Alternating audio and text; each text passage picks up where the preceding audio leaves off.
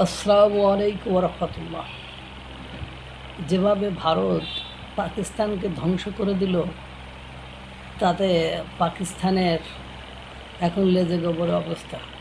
ইতিমধ্যে পাকিস্তানের প্রতিবেশী আফগানিস্তানে রাশিয়া ডিফেন্স সিস্টেম নিয়ে হাজির।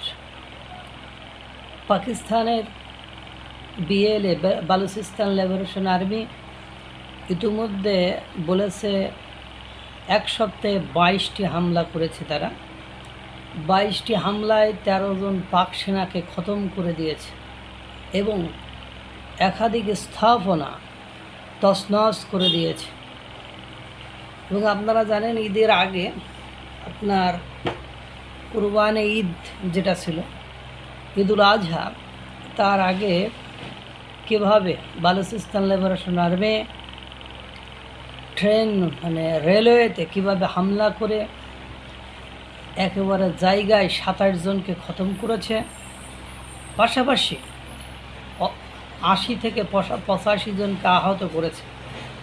এর পাশাপাশি টিটিপি তেহরিকে তালেবান পাকিস্তান তো রয়েছে, পাশাপাশি আরেকটি নতুন দলের নতুন বিদ্রোহী গোষ্ঠীর আবির্ভাব হয়েছে। এর পাশাপাশি আফগানিস্তানকে হুমকি দেওয়ায় আফগানিস্তান ইতিমধ্যে রাশিয়ার সাথে প্রতিরক্ষা চুক্তি করে বসে আছে। এখন তারা ভারতের যতগুলো বালুচিস্তান লিবারেশন আর্মি যত কিছু ঘটায়, তাতে ভারতের ছায়া দেখে পাকিস্তান। আফগানিস্তান যে রাশিয়ার সাথে সুসম্পর্ক করেছে, প্রতিরক্ষা চুক্তি করেছে বা রাশিয়ার সাথে যা কিছু করেছে, তার মূলে রয়েছে ভারত। এটি আপনার পাকিস্তান সর্বদাই বলে আসছে। অর্থাৎ পাকিস্তানে আজ যে অর্থনৈতিক ভঙ্গুর অবস্থা, আজ তারা সার্বক্ষণিক যে বিপদের মধ্যে অবস্থান করেছে, তার পেছনে অন্যতম ভূমিকা পালন করছে ভারত। অর্থাৎ ভারতের অন্যতম এখন পরিকল্পনা হলো পাকিস্তানকে টুকরো টুকরো করা। এরই ধারাবাহিকতায় আইএসআই, পাকিস্তানের যে গোষ্ঠী আইএসআই সন্ত্রাসী গোষ্ঠী, তারা ভারতকে অস্থির করার জন্য একের পর এক 15 বছর ধরে প্ল্যান প্রোগ্রাম করে যাচ্ছে। ভারতের বিভিন্ন গোষ্ঠীর মধ্যে ঢুকে বসে আছে, অথচ ভারতের ইন্টেলিজেন্স গ্রুপ, গোয়েন্দা সংস্থা সহ বিভিন্ন আইন শৃঙ্খলা বাহিনীর তৎপরতা, তাদের বুদ্ধিমত্তা, তাদের কর্মকাণ্ডের সাথে পেরে উঠতে পারছে না তারা। সর্বশেষ গোয়েন্দা তথ্য অনুযায়ী যে বিষয়গুলো সামনে এসেছে, তারা এখন সব কিছুতে ব্যর্থ হয়ে নতুন পরিকল্পনা করছে যে বিভিন্ন রাজনৈতিক দলের মধ্যে তারা নিজেদেরকে ইনক্লুড করে সেই দলের হয়ে কাজ করার মাধ্যমে উত্তেজনা সৃষ্টি করে ভারতকে বিপদগ্রস্ত করার একটা পরিকল্পনা তারা আঁটছে। কিন্তু ভারত সেই পরিকল্পনাও ধরে ফেলেছে।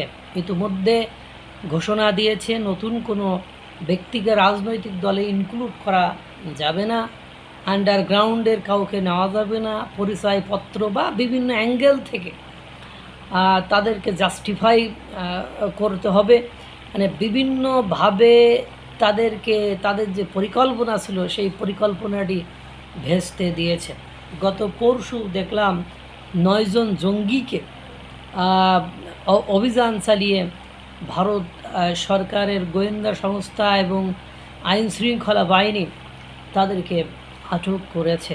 অর্থাৎ ইতিমধ্যে আপনারা পুশ ব্যাক পুশ ইন প্রত্যার্পণ চুক্তিসহ ভারতের নাগরিক নয়, তাদেরকে থ্রেটের ভেতরে রেখেছে এবং তাদেরকে বলা হয়েছে নিজ দায়িত্বে যে দেশ থেকে এসেছিলে সেই দেশে চলে গেলে আলহামদুলিল্লাহ, নতুবা ধরতে পারলে কপালে দুঃখ আছে। এজন্য আমরা দেখেছি ইতিমধ্যে বাংলাদেশের সীমান্তবর্তী অঞ্চলে গণজোয়ার, অর্থাৎ জনগণের ভারত ছেড়ে বাংলাদেশে চলে আসার যে তৎপরতা, যে কাহিনী, সেটা পুরো বিশ্বের মানুষ দেখছে।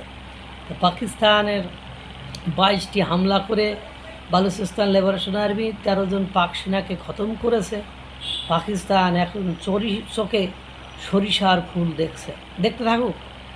আর যতই অপতৎপরতা চালাক না কেন, দিন শেষে যে ভারতের কাছে পাকিস্তান নস্যি, সে নস্যি আছে। আল্লাহ তাআলা সকলকে ভালো রাখুক, সুস্থ রাখুক। আসসালামু আলাইকুম ওয়া রাহমাতুল্লাহ।